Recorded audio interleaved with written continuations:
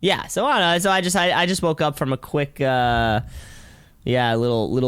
nap snooze here right after I got back. So I'm still kind of getting into it. It was one of those sleeps where like you're sleeping, but you know, like when you're tired and you don't even try to do anything to set up a sleep.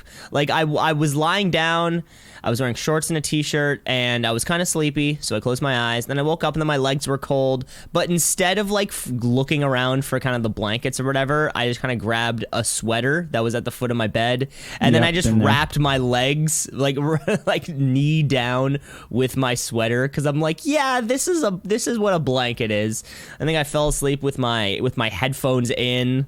You know, one of those, like, you totally did not mean to fall asleep. No, it's like, yeah, let's watch an episode. Your sunglasses are still on your head. Your shoes might be on, and you wake up like, what the hell happened? You wake up in a different house. Yeah. With a different, completely new family surrounding you. New family. That's pretty common. New family, another dog. But here's the weird thing. Licking your face. But here's the weird thing. They all know you. It's like a completely different. It's like a completely different woman, and she's like, "Good morning, Cam," and you're like, "Who the hell are you?" And then a bunch of kids run up, and they're like, "Daddy," and you're like, you know, and you still have no idea who these people are. And then cut to the opening scene where it's like, man wakes up in a new house. What's he gonna do with a new spouse? Hey, it's Cam. He's got a new place. Hey, it's Cam. He's getting a new space. What's gonna happen to this family of four? Next thing you know, the wife will be out the door. Hey, tune in for this week's episode of Cam's Place. Ba-dum bum. Kick it.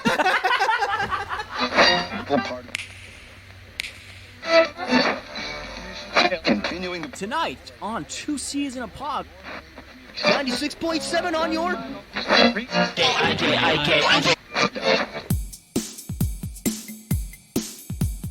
Two C's in a pod, two C's in a pod, two C's in a pod, two C's in a pod, two C's in a pod, two C's in a pod, two C's in a pod, two C's in a pod, two C's in a pod, two C's just like two C's in a pod, because we're two C's in a pod, just like two C's in a pod, two C's in a pod at gmail.com. Wow, what an intro.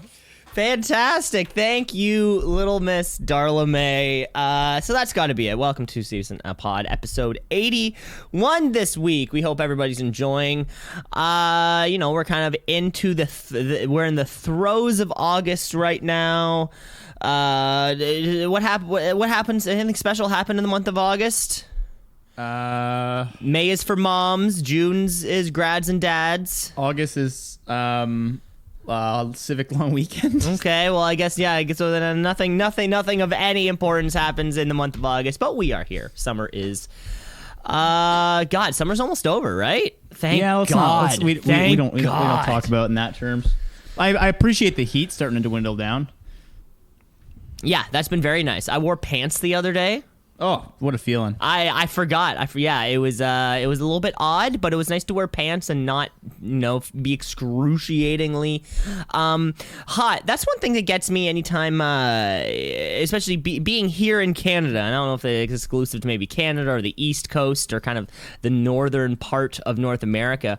But anytime you watch a television show or a film and it's set like in one of the hot places in the United States. Arizona. Sure. California. Yes. Texas. Florida. Yes. Oklahoma. No. That was a geography test for you. Any of those places, and the main characters are wearing jeans and even cowboy like boots. a light jacket. And my thought is, how are you doing this? How do Americans remain so fat yet they have to be sweating all the time, right? And then my next question is, do I just have like some extreme case of hyperhidrosis and I'm sweating all the time? I feel like I'm sweating in shorts and a t-shirt here. I would not fare well in jeans and a jacket in a hotter temperature. Yeah, the Floridians, I don't know how they do it. Maybe that's why they're so crazy. Because I understand the places that have the dry heat, like Arizona, they'll be like, it's 38 degrees. I don't know. They don't know that language. It's 106 Fahrenheit. But it doesn't have that, like, it was 24 degrees in my house yesterday, and I was like, it is a sauna in here. But it's because it's so damn humid. Yeah, that could be it. I do recall I went to Las Vegas over the Christmas break. So it would have been, that little chunk between Christmas and New Year's. And I was very comfortable in jeans and a flannel shirt. I was extremely comfortable in that getup. Yet every single other person there was boots, full jacket, toques even. And people are looking at me like I'm the crazy one. Yeah, they're just not used to it. But I mean, if we want to experience the other way around, I was outside in the winter last year when it was like cold outside, like minus 25, like fully bundled up. And my neighbor who worked on the ice roads in northern Canada somewhere where it's just like minus 40 and minus 50, he was out in like a t-shirt. He's like, this isn't bad. I don't know what you're talking about. No, that's objectively crazy. Those people too, are objectively insane. Yeah. Yeah. If you're wearing shorts in the negative temps, that's something wrong with you. Yeah, I mean, your body just gets used to it, but yeah, such is life. That's what these northern folk do. Did I tell you I'm going to Vegas? No, but when are you going? November, late fun. November. Any reason? Just Dan's birthday. We figured we'd turn it up. We're trying to figure out what outfits to get. Because you have to have drunk 1, drunk 2, drunk 4, and then you're like, where's drunk 3? Who knows? But we can come up with something a little bit better than that. We all have pit vipers, so that's one thing. Okay, so you all have the cool sunglasses. So you're gonna stick sunglasses. You're gonna stick out like a sore thumb, waiting for. I mean, I don't think you can stick out like a sore thumb in Vegas unless you're all in like, I don't even know what anymore. No, I think you can. I think you'll be a magnet for any of the small kind of like very petite Latino men to hand you flyers of whichever prostitute that they're trying to sell, or just kind of like whichever kind of disheveled person is going to try to sell you what they call cocaine, but there's not a gram of cocaine in there. It's mostly other crap. I think the more you look, I think it's more just like kind of anywhere. The more you look like a tourist, the more the locals will try to get you to sell their shit. I don't think there's anyone on the strip who is not, though. You know what I mean? No, I would have dressed normally when I went to Vegas, and I know friends who. Yeah. I mean, nobody offered me cocaine or drugs. Yeah, it's because you were like 9, probably though. No, I was 21. But still, I think just like anywhere, if they can tell you're from out of town, they'll try to definitely shove those. They're like business card sizes, but it's just filled with nude women. Yeah, it's like Tammy and Patricia and Tammy and Patricia's sister, Tammy, named Tammy. Yeah, so it's a very small firm. Yes. So you're definitely gonna have to watch out. You're definitely gonna have to watch out for that. Yeah. I mean, we're gonna see if we can collect them all. Or are you gonna any? Is this plan just kind of in the virgining stages, or have things been booked at all? Booked, yeah. I mean, we got a crazy good rate. We got flights there, back, and 4 or 5 nights in a hotel. $600 Canadian total. Which hotel? Mandalorian? No. We said the Mandalorian was cursed, so we didn't do that one. Well, I think you're talking about Mandalay Bay. Yeah, that's the one. Mandalorian. That's a movie, isn't it? I think it's a TV show, but you're pretty close, Cam. Yeah, it's all good. That saying the Luxor. I wanted to, but I don't know. I let Dan book this one. He's never booked a thing in his life, so we kind of said, like, let's see how you do this, and we're gonna see how it turns out. You guys, the other guys are usually in charge of the other bookings, and well, normally it's me and Jeremy do all the booking for everything, and we'll just he likes scouting things out and finding things to do, and then I'm enough talk. We done talk. Enough talk. Time to smish. Then I just book everything. It's like, hey, we're gonna this. It's all, and I normally throw it on my credit card. I get all the points, and then I just charge everyone else out. So that's how you have so many points. I mean, I paid for a lot of my trip to Davos with points.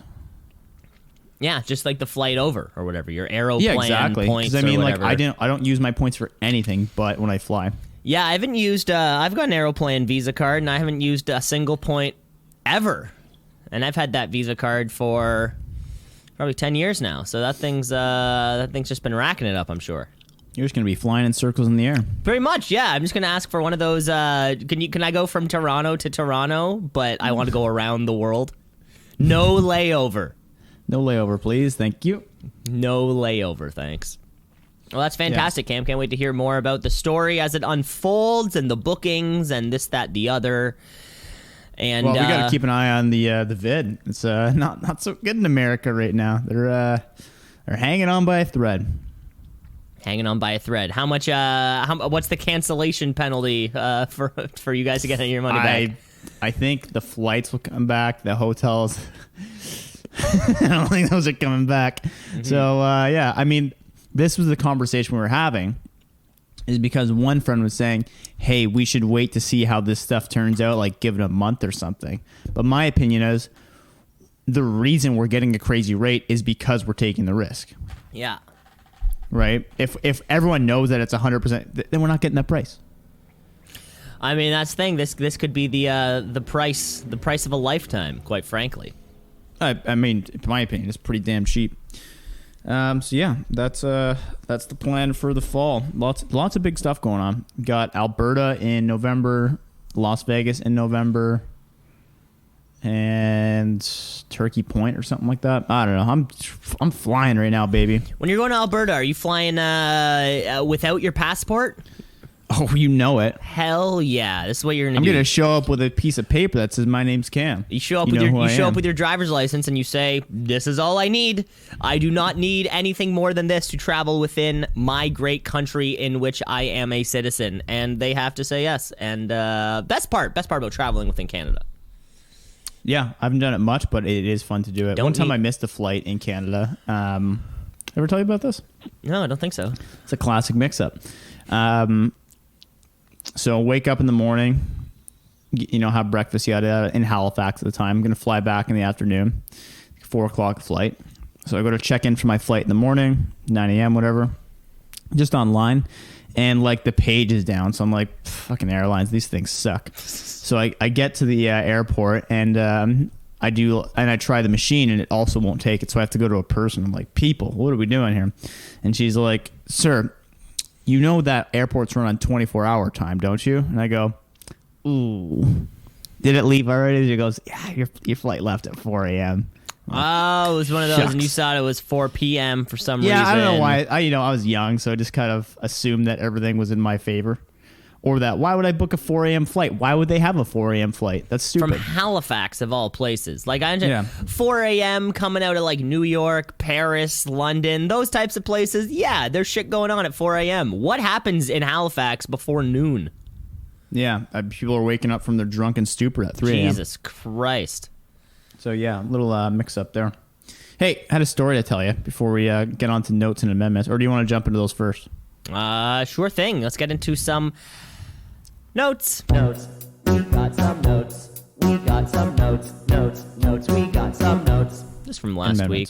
Nothing too crazy. MTV's Cribs premiered in September of 2000, which is probably why it is on my radar and maybe not yours as much. I think that's where the conversation came up last week.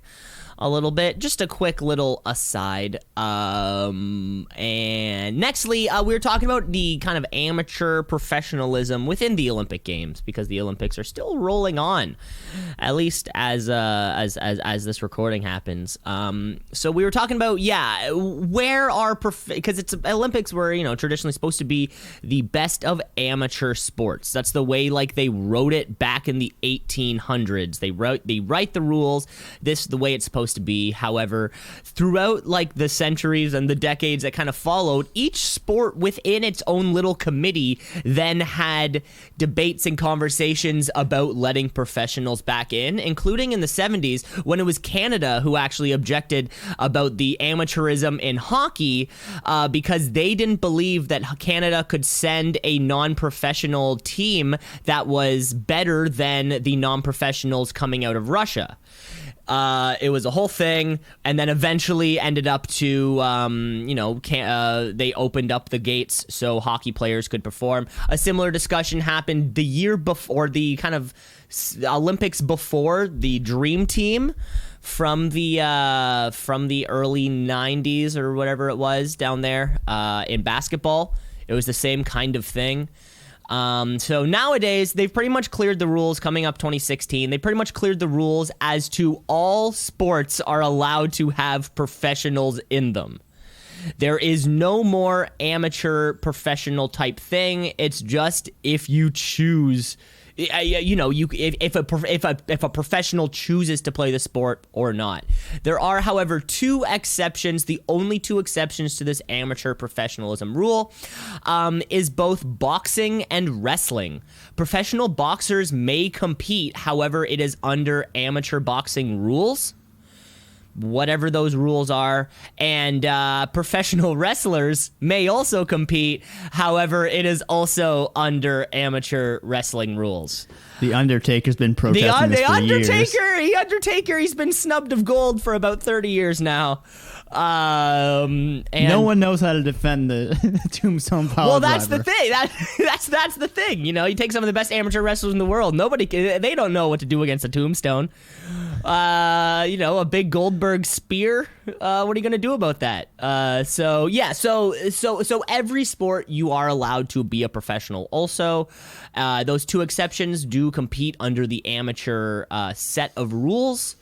And there you have it. So they've pretty much kind of abolished that entire discussion. Of course, recently there was that whole thing with the NHL and Gary Bettman specifically where he said no Olympians. Or no, you guys cannot go to the Olympics. But that was more on the NHL side. That was an insurance thing, though. Yeah, that was on the NHL side. The IOC, the International Olympic Committee, had no part of that discussion. If anything, they want professional hockey players because come Winter Olympics, that's what makes money. So there you have it. Yeah. Yeah, it's always a fun debate every 4 years. Well, every 3 years this time. I've been watching a ton of it. I don't know about you. Yeah, not a ton. More exact same as much as I think I was watching last time I checked in. You watch a sport occasionally and go like, how's this one played? Last night was surfing. How is this? I heard it was boring.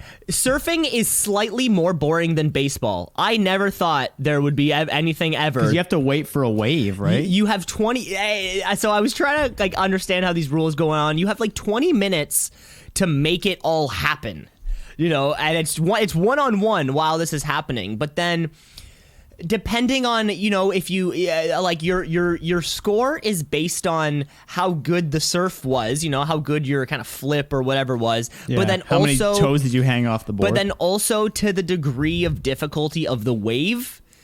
But then there is also a score where...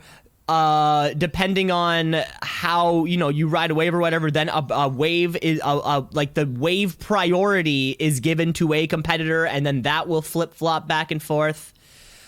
There a bit last night, somebody had a strategy because they had the wave priority, but they were in the lead. So they waited and took a really good wave. And it was some kind of shit like this where these Australians were just going nuts for it. Classic Australians. And I was trying to follow it, but you're kind of like, okay, this is cool. This is whatever. This is something. This is it's something fun when that you're following an athlete's journey, though. I find that's the best part of the Olympics. Okay, what do you mean? So, for example, I was following the women's beach volleyball team because they were undefeated. They were the world champions. Came into the... They did the, what do you call it? Pool. Didn't lose a set. And then they go into quarterfinals, crush it. And then, once you get wind of them, you're like, oh, shit, these ladies are... this is our chance for gold. And they lost yesterday, so... Yeah, that was disappointing. But I guess that's sport. I guess shit happens. I'm also fed up with these stories of young athletes. Yeah. Like, oh, they're only 19 and they've achieved so much. No. I'm well aware that a 19-year-old is far more athletic than I am. I want the story of the 52-year-old pole vaulter who is still crushing it that late in life. Like, I want that. I think I want that story. I want the old guy in the Olympics, not the young, fresh meat who hasn't had his hopes and dreams crushed by, his parents or something. I want the full-blown, I've lived a life, I've had kids, I've been in debt, and I still was able to achieve the goal. That's the type of success story that I'm really looking for. I don't know how many athletes, like, you have to be a very specific sport, like shooting, for example, non-age restrictive. Air rifle? Is that, oh yeah, it is air rifle. That's what it's called. Air rifle, sorry, yeah. They leave the shooting to the Americans.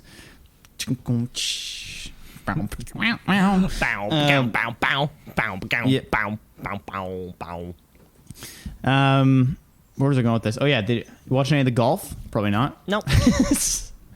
Well, do I have a golf tale for you, Cam? Not Olympics related.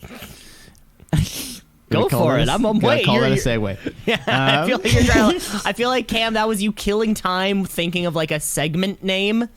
No. You know that I've been playing a ton of golf this year. I played 4 rounds over the weekend. So Friday, Saturday, Sunday, Monday, each played a game of golf.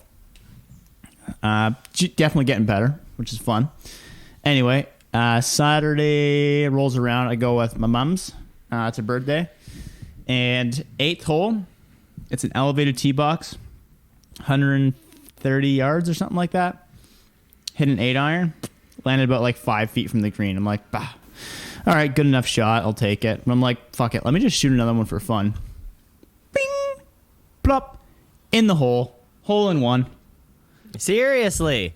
Got a hole in one. That's the ball. Now, Audrey was there to witness. We have witnesses. We have full witnesses. Wow. I talked to some people and they're like, yes, you have a hole in one. I talked to other golfers who are like, kid, you don't have a hole in one. You have a par with one shot. Because they're like, it was your second tee attempt. I'm like, sorry, did you hit one off the tee box into the hole? Oh, you haven't? Okay, so we're in a different club.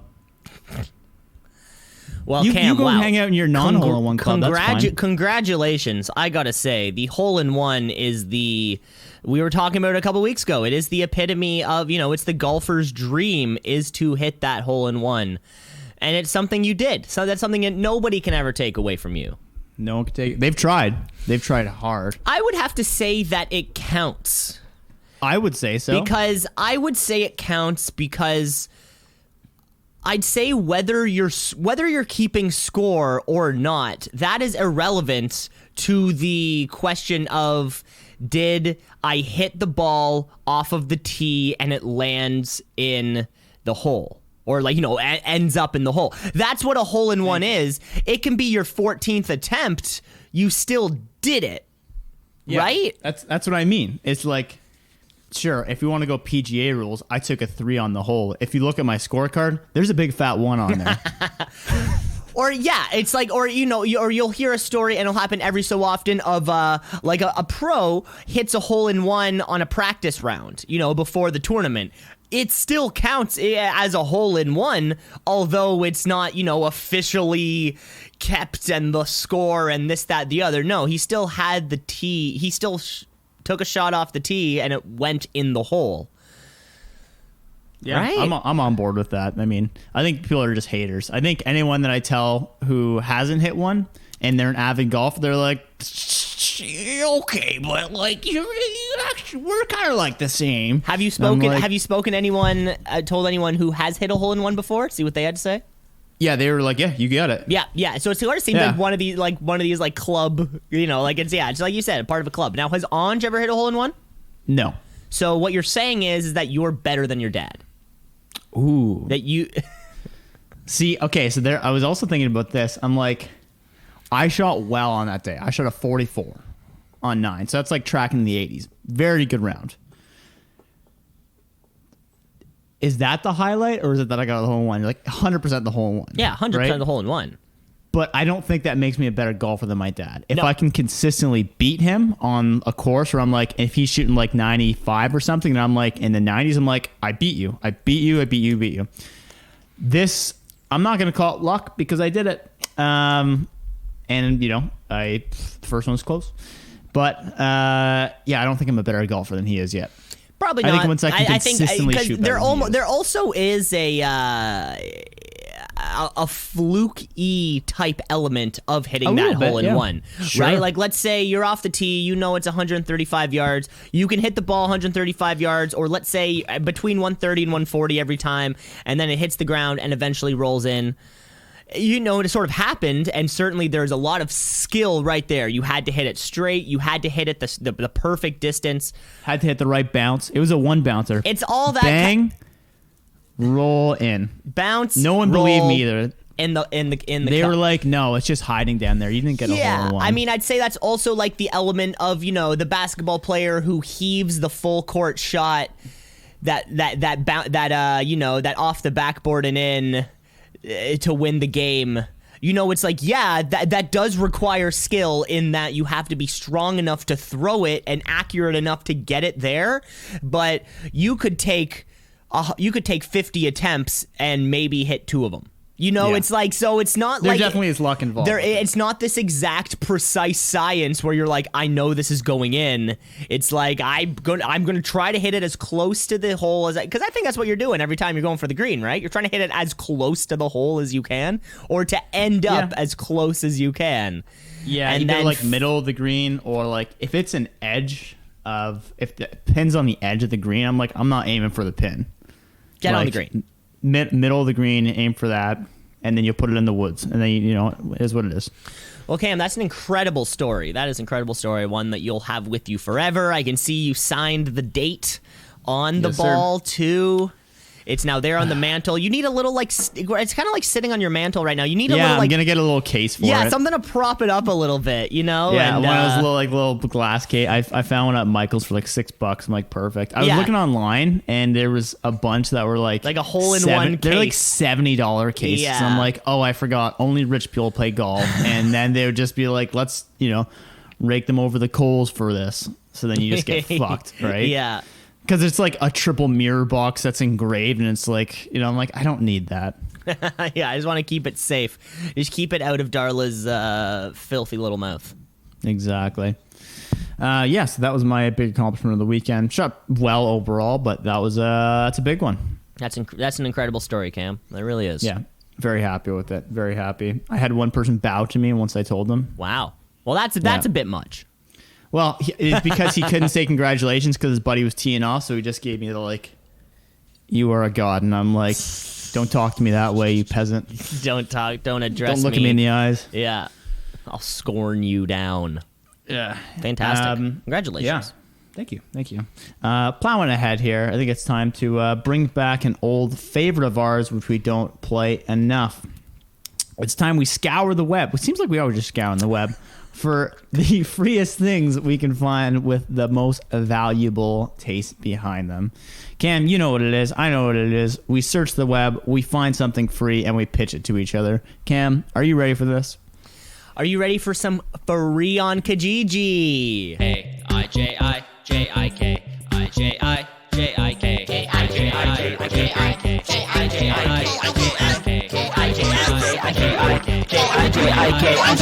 I've been told that the free I've been told by at least one person that Free on Kijiji has the best theme song out of all of our stuff.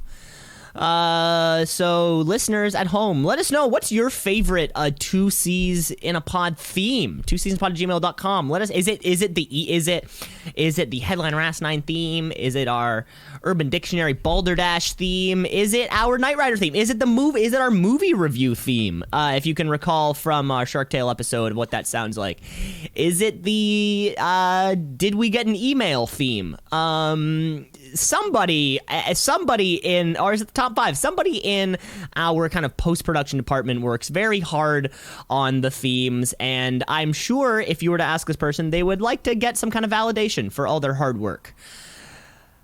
Cam, are you ready for this week's edition of Free on Kijiji? How about you hop in the elevator there, and You pitching? Yeah, we'll do it that way. All right. Hold the door. Hold the door. Oh, Thank okay. you, thank you. Hold the door. Somebody's been watching. No spoilers. Oh, wow.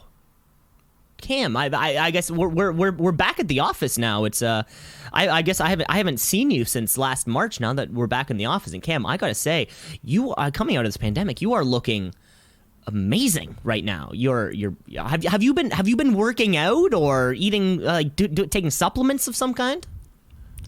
Kegels and olives, baby. Kegels and olives.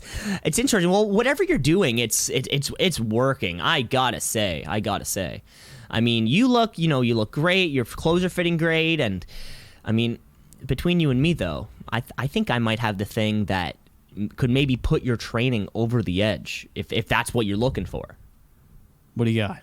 Well, believe it or not, I have 2 full grocery bags filled with bottles of vitamins. We're talking C, D, multi, some calcium boosters, a couple creatine bottles of all sizes, all bottles of all sizes. Really, is that? I mean, if you want them, I want them. You can have them. Come on. How do I get them? I think it'll What's really. the catch? I think it'll What's the really hitch? put your training over the edge. What's the catch? Why did you say there's a catch as if there's a catch? Because those are expensive. Okay, you do need to know one thing before I give you these bottles. What is it? It's that all the bottles are empty, and it's really really just for show. Do you want? I think this Wait, could. you're telling me I can look like an athlete in the office? I think this could. I think all of these. I think these garbage bags full of empty vitamin and supplement bottles could really put your body over the edge. Wow. Can I put them on my desk? You can put them on your desk. You can make a little lamp out of it if you carve out the I bottom. just put gum in all of them? Put gum in all of them if you want. Just throwing back, put nerds in one of them. Put I nerds. love my vitamin C. Put Tootsie Love Rolls it. if you want. Oh, I'll take them. Take them if you got the bucks.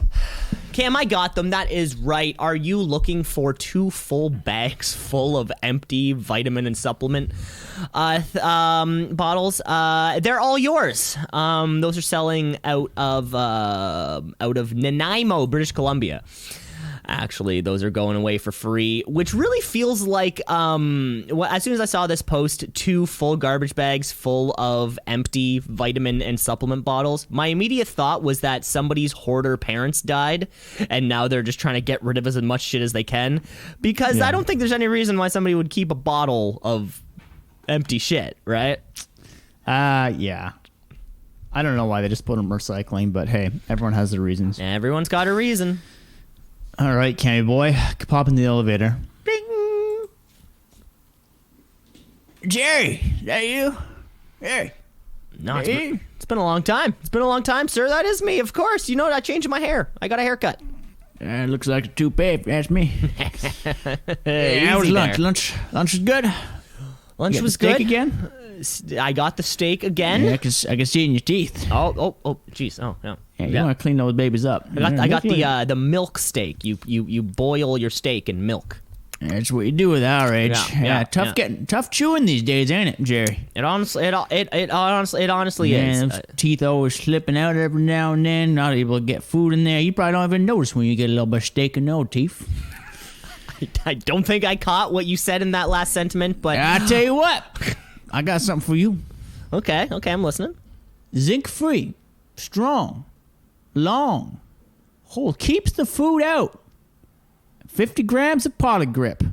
Make that. Know what? I'll give it to you right now, Jerry. You say you want it right now. I'll give you 100 grams of Polygrip. Two. Okay, we use one of the Polygrip. Yes, it's for dentures. It's Polygrip for dentures. That's right. And I got 2 of them. I hardly use the other one. I hardly use one of them. One of them is completely full. Are you interested? Okay, wait. So one completely full tube of Polygrip and one gently used. Very gently used. Very gently. It was from my passing wife, Peggy. Well, she didn't have the best teeth. Well, anything to keep these chompers in place so I can enjoy my milk steak and Skittles. That's right, everyone. Are you in Mississauga and you find that your teeth are slipping more than they should? Get Polygrip for your dentures. We have one that's... Has it been in my mouth? No. Has it been in Peggy's mouth? Maybe. Yeah, this is a definite offer for someone who is... I don't know. I don't know how much this stuff costs, but this is definitely value. How much Polygrip normally costs? I don't know. Neither do I. Any guesses? I'm going to say $15 a tube. Oh, it is less than that. It is $5 a tube. Saving some good. Well, you're still saving some good cash there. Yeah. Yeah. So that's a little fun one that I find. Love seeing people again. Probably someone died, and they're like, "Well, shit, we got this Polygrip." Chances are, because there's like a Venn diagram where I think people who use Kijiji and people who use Polygrip, like there's very few people who kind of meet in the middle there. So again, rest in peace, whoever just passed away. Maybe it's the same person. Who knows? Yeah. Well, nice bringing back the segment, folks at home. Let us know. Do you want to keep that segment? Do we kill it? I don't think we kill any segment ever. It's just always in the ethos. You know, I always kind of have them all written down, so we're kind of ready to go whenever that time occurs. That's it. Cam, we're coming to the end of our season of Knight Rider, which means that we have to do a big decision. Yes, we have a big decision. Well, yeah, let's get into it right now. We're going to, before we get to our weekly review, we do need to pick what our next show is, Cam. I can see you frantically looking for a coin. Good thing I have one. A good thing I have one ready here. Goodness. I normally have so much money around me. Yeah, you have so much, but it's all bills, right? It's all ones and twos. Cam, yeah, because so this week we have well, I guess we should just introduce the segment because we have another weekly edition of the Nightcap. Well, yeah, let's get into it. Before we hit our full Nightcap, episode 21 of the season. Oh, only 22 episodes in that season, by the way, so we are coming up on the end. We do need to pick for the next show. Now, listeners at home, we're not going to tell you what the show is until next week. However, on air, Cam and I need to vote about what the show is. Wait, why wouldn't it be 2 weeks, wouldn't it? Because we'll tell them what it is next week. Okay. But, so they can tune in. They can kind of prep, but we need a little more prep than they do because we need to kind of figure out logistics and how the entire thing is going to operate. So, Cam, I have a coin in front of me. It is a 2020 Canadian quarter. Good year. Damn. By the way, folks at home, tough year. If you guys have a coin with the year 2020, save it because you're always going to remember it. I also have a dime here, but I'll be honest, I'd rather flip a quarter.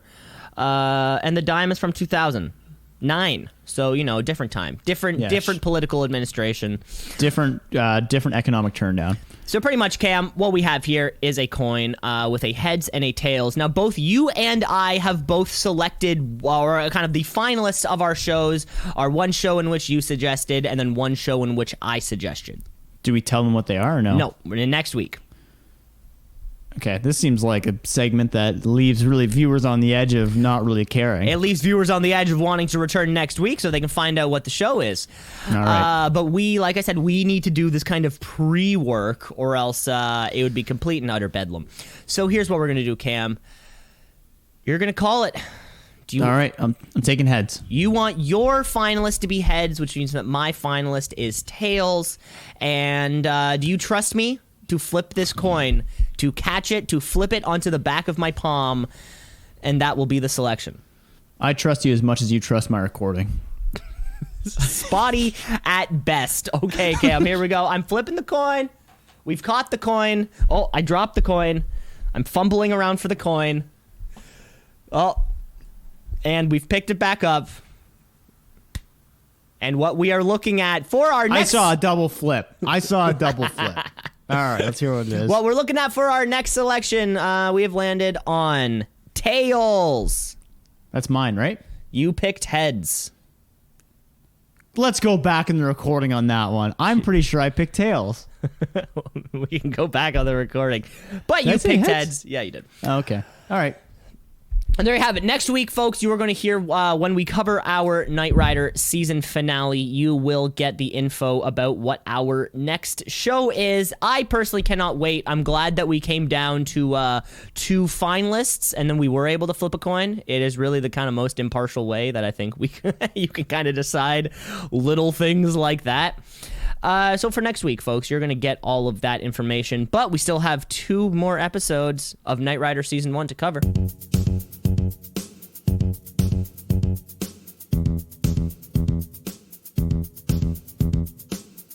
The Nightcap, a shadowy flight into the dangerous world of a man who does not exist. All we need is 5 minutes to recap this week's episode. Maybe less than 5 minutes, but certainly not more than 5 minutes. We're gonna need more than 5 minutes. But the last one's a double. Is it a double or is no? it It's a single. In future seasons of Knight Rider, the season finale is a double. Okay. I did do a little bit of look into that, but for this week, we are heading to the Midwestern United States to cover yet another edition of Knight Rider, the story of Michael Knight and his supercar Kit as they traverse the United States, solving all of small-town America's crimes. But we only have 5 minutes to recap all of the action laid out in front of us. This is episode 21 here. Cam, you're covering the first half of the episode. Do you have your timer ready? Ready. 3, 2, 1, start. Nobody does it better. Nobody Does It Better opens up with a masked man shimmying his way into a software building, trying to break in through the air vents. Suddenly, an alarm goes off, and the bandit is caught by the very active guards who pull him into an office, throw him in there, where the CEO says, "Leave him here, I'll take care of him." The man is actually unmasked to find out it is a Scooby-Doo style. It's Michael, doing a test of how good the security is. He now believes that there is no way anyone could come into the building and steal the software because the security is too tight. They're trying to figure out who's stealing it, and Michael's convinced the theft is from the inside. Now, there's actually only 4 suspects that have access to the software room, each of which Michael will investigate thoroughly. We see Kit has now added space cadets to his repertoire of tools. We'll see if this comes in later. We catch a glance at a lady inside one of the offices, one of the coffee shops, now putting a phone wire inside of a hotel room. Maybe this will play out later. This lady is also seen taking pictures of Julian, one of the most prime suspects Michael is going to be going after. After Julian, take note of this name, scurries off from the bar which they were drinking at, Michael and this lady chase him because why do people run from each other? Only if they're guilty.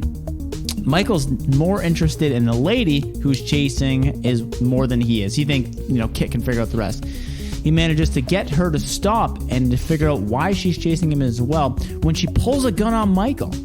Kit distracts her. Michael takes the gun and is promptly arrested as the police show up, as she blames everything on him. Is this a Me Too? Who knows? With that explanation, Michael is now out of jail. Somehow he manages to get out of this and back on the chase for this lady, Valerie. So it turns out Valerie is a private investigator, as Michael breaks into her house, snoops through her files, and finds some photos of Julian, so it seems like she might be investigating him. So while snooping, Michael's knocked out by a man who's also snooping through the files, and he is woken up by Valerie, who talks and is saying that she is trailing Justin Grooves. Michael says, "You need to back this down or soon you'll find yourself too deep." Cam, I'll pass it off to you. Yeah, you have a lot to cover still. How do I have a lot to cover? You're not at the halfway point yet. That was at 22 minutes. No, there was still a commercial break to go. Oh, fuck. All right, then they go to the bar. Jesus Christ, I didn't take Cam. notes after that. Jesus Christ. Okay, no, they go. So they go to a bar to then to then talk more. However, Flannery is the woman's name, not Valerie. Flannery Rowe Yes, she believes that she's investigating Julian and this mystery woman because she believes that they're cheating together, where in fact it seems like that's not actually what's happening. One day Julian returns to the woman that Flannery believes she was sleeping with, and he sees her dead, and he escapes. Next, Flannery, who was following Julian the entire time, walks in and also finds this woman passed away, dead. Michael Knight comes in to console her. That's where you should have stopped. Anyways, Flannery and Knight go to a restaurant to talk about what happened. Seems to be a bit stubborn, doesn't want any help. Back at headquarters, Mr. Stevens comes in upset that his code was stolen, but we still don't know who Julian was trying to sell it to. Michael Knight goes back to the tennis club looking for some answers, where we see the bartender who previously knocked out Michael Knight, but Michael Knight doesn't know that nor knows who he is. Michael Knight goes to visit Julian's wife, Linda, who seems pretty believable that she doesn't know where he is, but she does tell us that one day he suddenly decided to get active, which seemed odd, including him taking a fishing trip suddenly. So we're off to the lake. It's even raining wherever they are. Maybe it's the first time all series. Kit hears two voices coming from a cabin, fishing cabin. It turns out that it's Julian and the bad guy from before named Armand, the bad guy bartender. They escape and Armand takes Flannery away at gunpoint. He takes her away. Kit travels by himself following the hostage situation. We get a Kit jump repeat from a few episodes ago, and next thing you know it, Kit is traveling the opposite direction, driving Armand off the road. Then Knight and Julian show up just in time for the cops to take Armand away, as well as Julian, because this Julian guy is still wanted for the murder of this other mystery woman until we can figure that out. Later on, Michael Knight and Flannery go to Julian's home, where Linda tells Knight that it was Mr. Stevens, the boss, who convinced Julian to go play tennis and go fishing in the first place, which seems a bit suspicious. So back at the tennis club, Bonnie sets Steven up for a meet to exchange the stolen codes, and when he's trying to escape, he spots Knight and a chase ensues. He even hops back into a tow truck. Kit hits a big jump. Steven gets arrested. Back at headquarters, Bonnie and Knight give Devin a video game, and everybody laughs. I went a little bit over the time there, Cam, but Cam, mostly on me. You should know this. You don't go until the exact midway point of the episode. I thought that's what we were doing. That just seemed to have worked every time up till then. Cam, literally this was the 21st episode of the show. For 21 of these episodes, I've done this exactly. Cam, for the past 21 episodes, you go until the commercial break that happens at halftime. That's been honestly because how would I have known to stop? We've done this. I don't think we've probably spoke about it once super early on. Yeah. Like you go to the commercial, because there's a couple episodes where it feels like, it's super front end loaded and then not much happens in the back half, or vice versa. But you always got to go to the commercial break, which occurs around the half point time. See, I just stopped taking notes. See, you just stopped taking notes. You're like 22 minutes in. That means it's it. Actually, 24, I guess. Yeah. But yeah, pretty good episode. I thought it was Valerie. Yeah, no, Flannery Rowe, private investigator. That was her. Never heard the name Flannery. Neither have I. In the future, Cam, you'll know what to do. You go until the commercial break. Well, good to know. Plowing ahead here. Let's get to our final game of the evening. It's your favorite. It's how we end off all games. We find all the things on the internet and what Donald Trump calls fake news and what other people call headlines. Fake news or asinine? What? Headline or asinine, Cam? Let's crack it. Hey. Headline or asinine?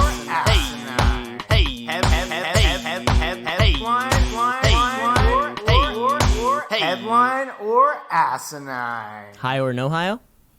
High or no high? Salami, no salami. Salami pastrami. Am I an Italian?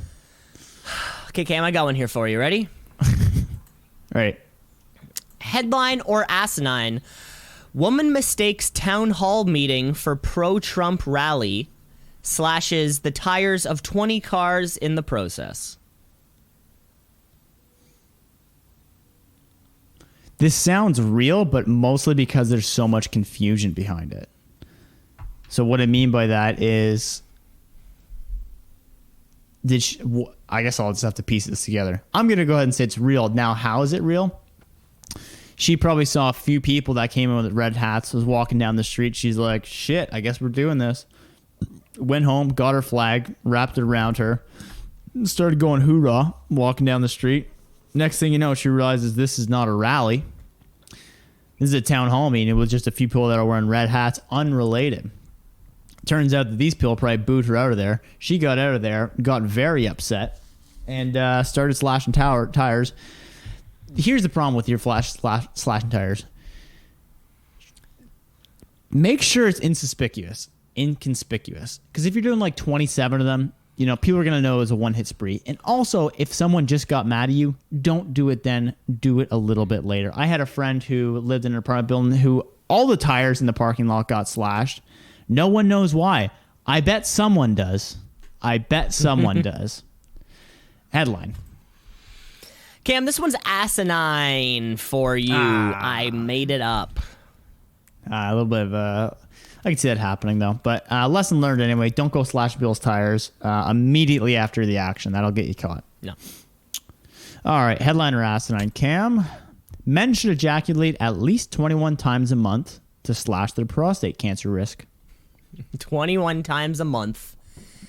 Now, does it need to be masturbating, or can it just be coming in general? Right? I like to think that, because if you are an already sexually active adult and you have to masturbate 21 times on top of that, I mean, there could be nothing left for you. You would just be a shrivelly raisin of a person. So I bet it's probably like, they need to be sexually fulfilled at least 21 times a month. And in that case, whether you're sexually active or not, I would say that most men are. Most men do fulfill themselves or are fulfilled at least 21 times a month. If not by, with aid from a partner or themselves. I mean, really, the only people we're excluding from this group are just the religious types. So it's like, hey, all y'all religious types, you got to start coming or else you're going to get prostate cancer. I don't know if there's a relation, honestly. I have no idea what the prostate does. But I do know it's a thing that affects men specifically. And for that reason, I'll say it's a headline. It is a headline. It is Men's Health, so it's not going to be the most scientific. But, oh boy, does it have some punchy words in it. Milking the cow is good for stress, anxiety, and sleep, too. Come one, come all. We have a story that all men should take notice of. So it's a Harvard study which does not actually attribute one to the other. It's kind of just correlation does not equal causation. It was published in the European Urology, so I don't know how good that paper is. But basically what they're saying is that it could slash their chances of cancer by a third. They did a US-based study where, and I'll read this out because to me, it didn't really make sense. I feel like there's a lot of other things going on with it. They had two groups, one that ejaculated a lot and one that didn't, and they found that there was a higher percentage of prostate cancer in those who didn't. So could there be something else going on in their life? I don't know, but these studies to me are very clickbaity, but as they say, so come on, have at it. Did they keep spelling cum C-U-M or C-O-M-E? They did, yeah. C-U-M. Really? Because I thought that spelling of cum, like as soon as you spell it that way, it becomes like a rated R thing.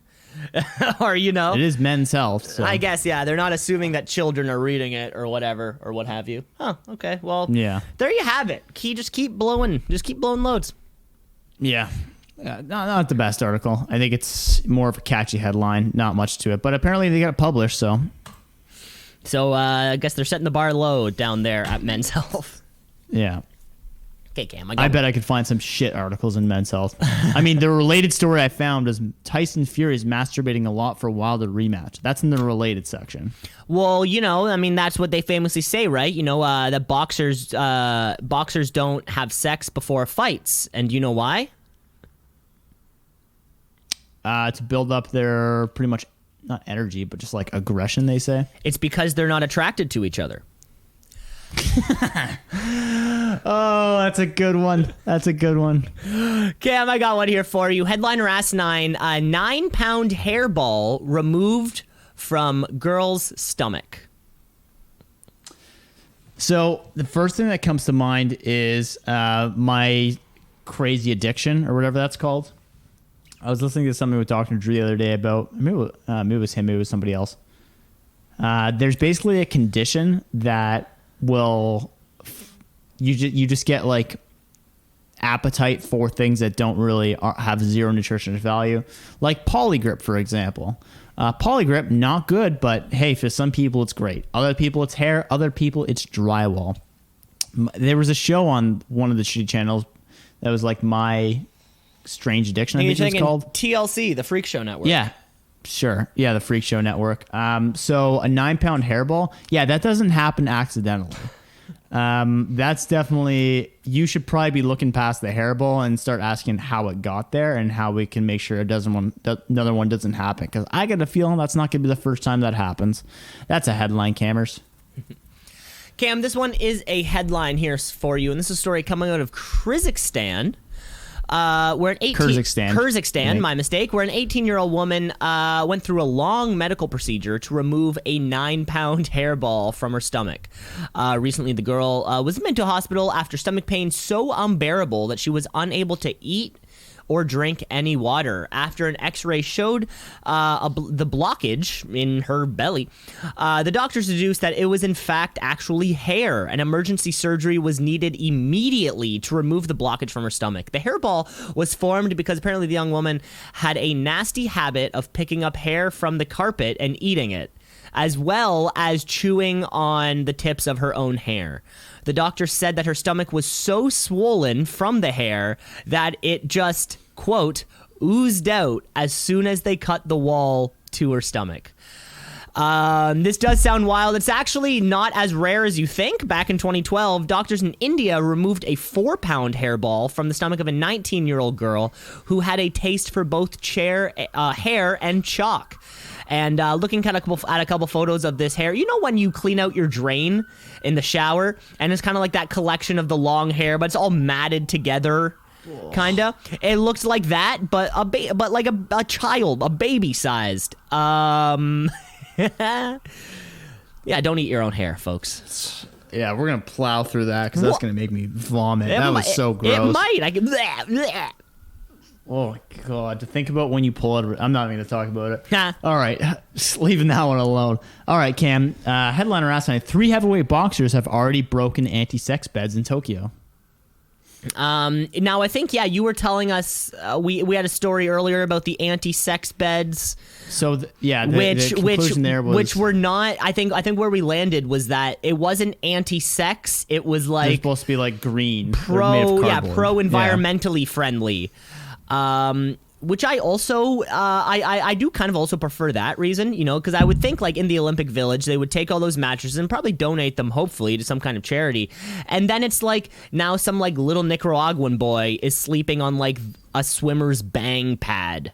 I mean, I wouldn't want to sleep on a mattress knowing that like a bunch of Olympians just had group sex on it. Or maybe I would. I don't know. But yeah, I mean, obviously the bigger the sport, the more likely the people will break the beds. You see some of those people in the hammer throw or the shot put. I mean, imagine if you had 2 of them going at it.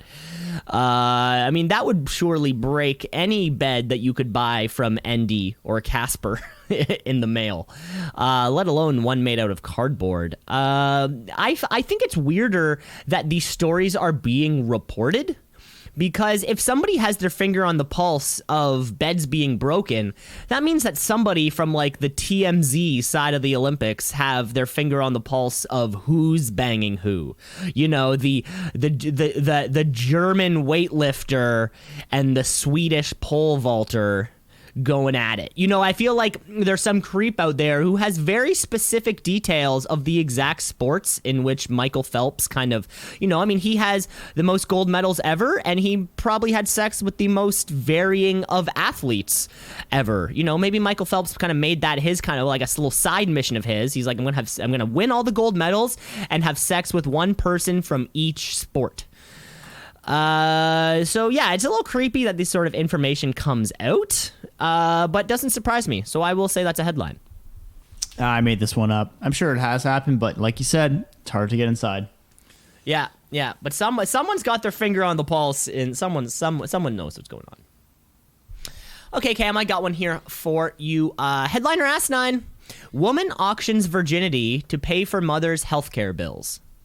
Oh, God, this one's coming out of the States. Yeah, one of two developed nations that doesn't have covered healthcare. What's the other one? Yeah, I don't know. Probably, I don't know. It might be like literally that one. I know there is like two, but out of the G8, there's only a couple. Oh, the G8, there's like one, I think. So, yeah, I mean, I've just heard so many sad stories like this where it's like, what did I hear one? It's like child sells things on side to pay for classmates' like food bill. And everyone's like, oh, that's such a good story. It's like, why does an 8-year-old have a debt for food at a school? Like, isn't that the real question here? And, this one's even worse. Now, the main question is, I don't think you can sell your virginity legally in a lot of places. I don't know if that's a state-by-state thing or if that's an all across America, because prostitution, I don't even think it's legal in Vegas. I think that's escorts, and then you make side arrangements, which are illegal. Or just film it so it's pornography. The old prostitution loophole. Just set up a camera and you're all good. Yeah, that's it. Sad enough, I think this is probably a reality that someone has to face, which is super duper sad. So I'm going to call it a headline. But tell me it's not, Cam. Tell me I'm not right. Cam, this is a headline here for you. However, you got caught up on the United States element of it. Maybe not a place where healthcare would be expensive, but think about a place where auctioning your virginity would be legal. Think about that, because this is a story coming out of Ecuador, where a woman named Evelyn Duenas is auctioning off her virginity to help pay for her mother's healthcare bills while her mother suffers from Alzheimer's. The 28-year-old is selling her virginity on a Latin American auction website, which is mostly known for selling puppies and secondhand iPhones.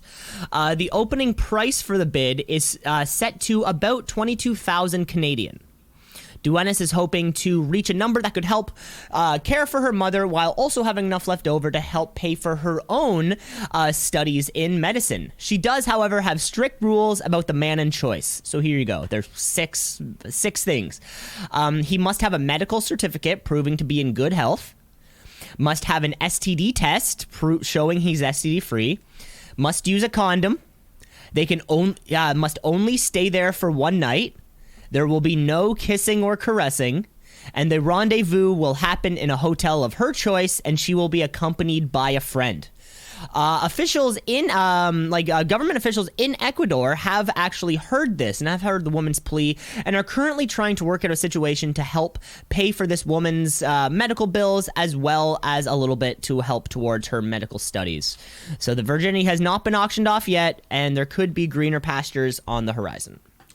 All right, that's what we like to hear. Glad to hear it. Glad to hear that the country's stepping in. All right, cameras. Headliner asinine. Olympic cameraman stop filming field hockey to focus on a cockroach in the game's final minutes. Well, I mean, we have agreed field hockey is not a sport, because remember, if it has the word hockey in it and Canada's not good at it, how can it be a sport? Ball hockey. I wonder, sometimes, camera cuts are never the responsibility of the cameraman. There are, let's say you have 5 to 10 cameras focused on any one match sport game. There's somebody in a booth with a headset who's pressing the buttons, cutting to each camera. Right? One of the directions that guy might give to the camera, look for something non-sport related for a second. Whether it be a fan in the audience, whether it be a coach's, the expression on a coach's face, or whether it be a little animal or a little cockroach kind of crawling along the side. So the cameraman had nothing to do with this. It was 100% the guy in the booth. And little production mistakes happen all the time. You're watching a hockey game, baseball game, football. It does happen all the time where somebody just clicked the wrong button. As somebody who has been in that exact same position, within my professional career. I have also cut to the wrong camera. Shit happens. The buttons are right beside each other. It's not as easy as you think it is. Sometimes it kind of, it flips the mind. But why they would focus on a cockroach, I find amazing. Cockroaches... in Japan, cockroaches can famously survive a nuclear blast. Japan has a nice history with nuclear blasts. I think in the year 2000 remake of the film Godzilla with Matthew Broderick, it was all, or maybe even the previous Godzilla films, it was all, or there was elements of it where that blast on Hiroshima actually caused the mutation, which then led towards Godzilla. Like it was like a bug, like a cockroach who got mutated and then years and years later. So maybe they were kind of following on a little trend like that. But yeah, it's easy to blame the cameraman because he's being paid the least in the whole chain of production. So for that reason, I am going to say this is a headline. This is a headline. I find the headline itself is a little deceptive, as it seems they all are. It wasn't that the game was going on and they decided to focus on it. It was in a mid-action break. Now, there was 5 minutes left in the fourth quarter against Argentina versus Spain in a 1-0 game, which was tightly contested. But it was just a maybe 2-3 second clip where during a replay break, they showed this clip of the cockroach, and then the 5 Olympic rigs came in to do the swirl, the transition. Fun fact, that I don't know, you probably haven't been watching many Olympics, but that the Olympic transition that shows up when it's the Olympic rings and it goes to the next slide. Yep. My friend Dan actually made that for the last Olympic Games. He was working for CBC, and he was the one who made that. That's fun. Yeah, fun fact. Made that little transition. Anyway, people are confused about it, but again, it's not really a big deal because it's not like they left it on the screen for 5 minutes. It was just a quick little thing. Yeah, that kind of crap happens all the time. Something's left on a camera for a little too long, even though the action has moved on. But yeah, blame the camera guy, right? Right. All right. Well, that kicks off our episode. That kicks off the episode?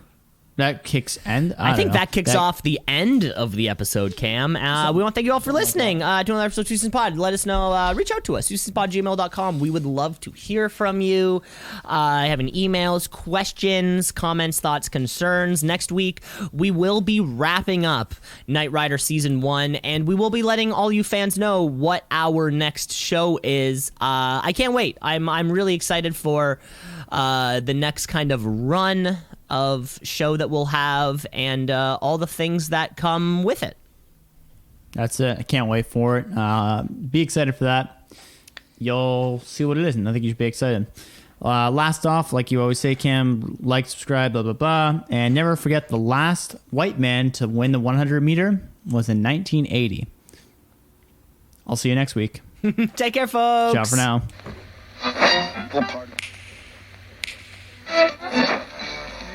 Continuing tonight on Two Seas in a Pod. 96.7 on your